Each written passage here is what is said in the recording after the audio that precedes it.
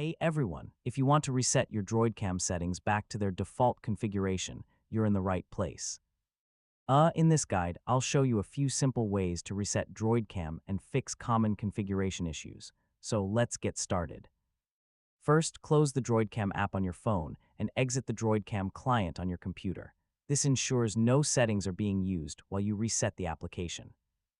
Next, open the DroidCam app again and check whether there's a reset or restore default settings option in the app settings, depending on your version.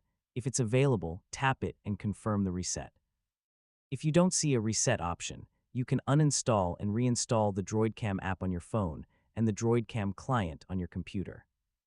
Yeah, reinstalling restores the default settings in most cases and can also fix configuration problems. After reinstalling or resetting, reconnect your phone using Wi-Fi or USB and set up DroidCam again. Make sure to allow the required camera and microphone permissions when prompted. Finally, test the connection by opening the DroidCam client and confirming that the camera preview appears correctly. You know, starting with fresh settings often resolves issues caused by incorrect configurations or outdated preferences, and that's it.